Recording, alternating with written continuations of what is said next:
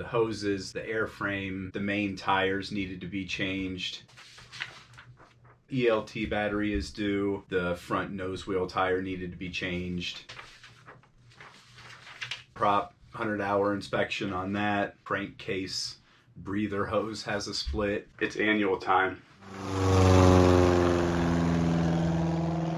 You saw it on the thumbnail. This annual is the annual from hell. Hey everybody, welcome back to the channel. Wanted to give you guys an update on what's happening with our Cherokee. We have our Cherokee in annual at the moment. The last time that I went flying was December 6th, and then we turned in the keys on December 11th. It was a blue sky, birds were chirping kind of day when we turned the keys in. After the new year, reached out to the mechanic shop. They had to go through some of the AD lists just to make sure that there wasn't anything that they were missing, but they had a list of what they called the work order estimate and authorization form that they wanted me to come in and review with them. You ever get that feeling of just, having to go to the principal's office? Everybody comfortable? That's exactly what it felt when I got that phone call. Scheduled a day to go in. So I got the estimate and the authorization sheet from my mechanic,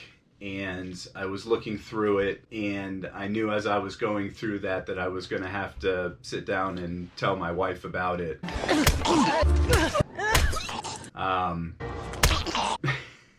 The mechanic that we're using now is a bit particular in how they do maintenance on their aircrafts, and I say that in a good way because some of the things that they found on this annual, it really shouldn't have made it through a pre-buy inspection, 2 previous annuals at another shop. And so I think, when you look at the list that we just have some compounding items that weren't brought to our attention previously that have been now, and are items that we want to get taken care of and brought up to current times, so to speak, with some of these items. It'll make us feel better. They're going to go through the plane with a fine-tooth comb and list everything that they see.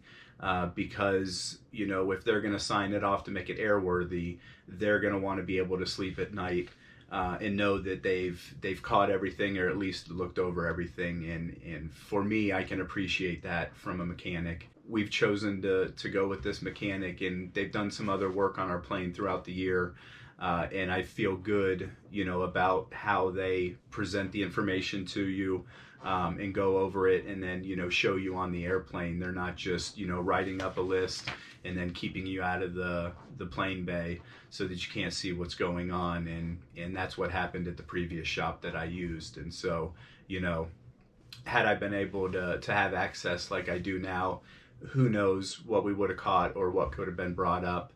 But again, I appreciate the folks there at Vector Air, and really appreciate what they do when they look over their planes for their annual and whatever maintenance they're going to do for you.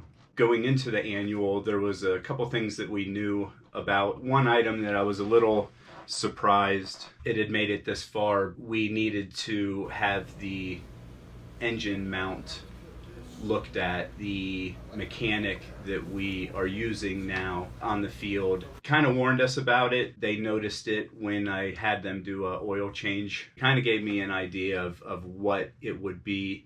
However, I wasn't quite aware of the amount of labor that it would take, and was a little shocked at the value of that. So that was one of the major items that came up in this annual that we've had to take care of. They are actually taking the entire engine off of the plane. We've got to pull the propeller anyway for one of the line items on here to get the AD done on the propeller. It's the 100-hour inspection.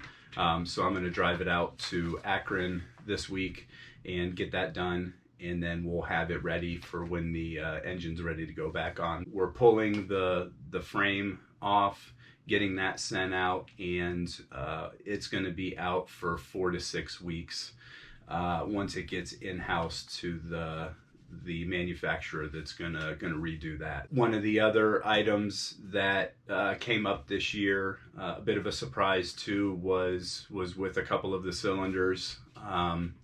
We've got a Lycoming Io360 180 horsepower engine STC on this airplane, and two of the cylinders, the compressions were really, really low. The number 2 cylinder, which is on the left side in the front, was measuring 8 psi on the compression out of 80, and the number 4 cylinder just behind that was measuring 22.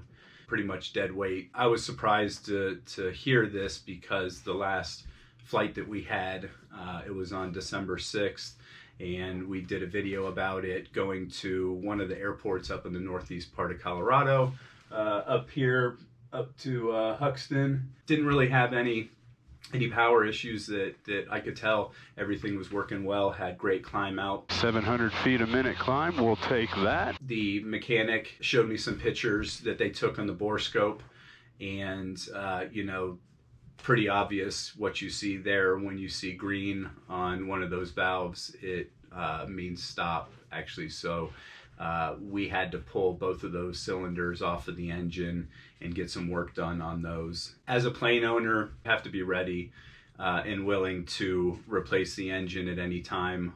We've got those cylinders sent out and being worked on and reworked while we have the engine off. And this was another surprise to me that, you know, it made it through a couple of pre-buy inspection, 2 annuals at another shop that didn't catch this or just didn't say anything, but the hoses inside the engine bay are over 10 years old from what we can tell, in the logbooks probably, you know, way older than that, 15 years or more. Some of them are very, you know, hard to bend and could crack. And so we're going to take, you know, the opportunity and just replace all of those and get them fresh for when the engine gets put back on. It's a low labor cost, but a high part cost because they're unique and they get sent out, and, you know, there's not a lot of companies that do those here in the area, and they'll get done and then sent back, and we'll feel good at the end of the day, you know, getting new hoses on there. The flat rate for the annual is included in this, you know, cost. It's to be expected.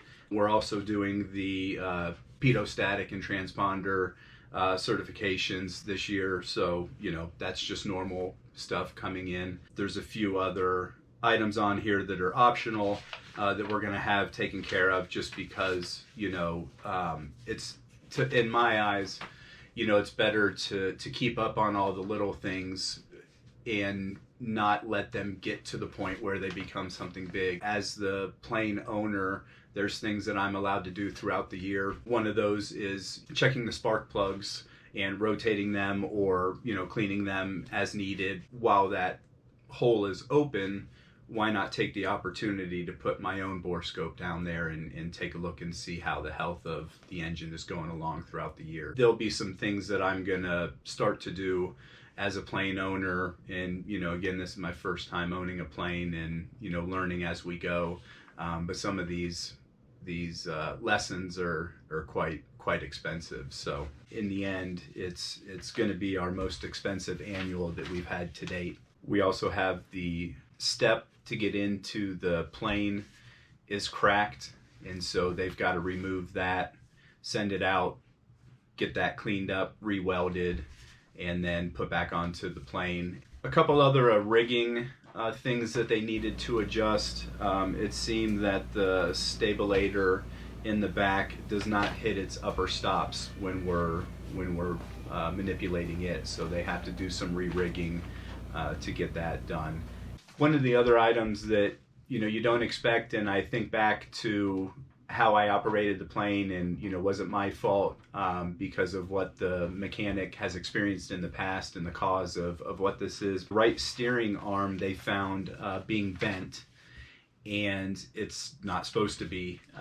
They call it an oversteering event that happens that apparently, you know, causes that to be bent. I can think back to a few flights that I had coming back into Erie where we had a direct crosswind, and I don't think that I oversteered it.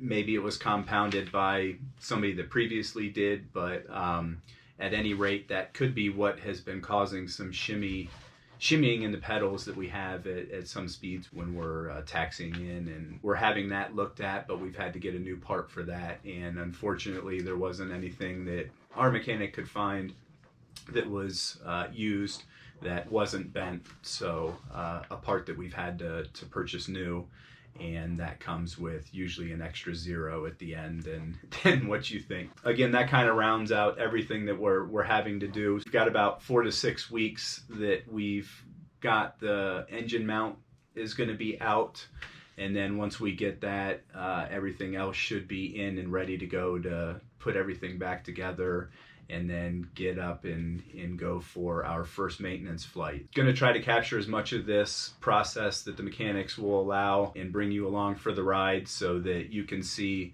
you know, what it takes to be a Cherokee plane owner, and maybe kind of just come along and see what our experience is. Thanks a lot. If you guys like this, you know, hit the thumbs up, subscribe to the channel so you can check out the new videos that'll be coming out this year. Along with this maintenance stuff, we're going to be going to Oshkosh, and we have some other big trips that we're trying to do here out in the Mountain West. So stay tuned for that content. Stick around for the maintenance stuff. Thanks for being here. We'll see you on the next one.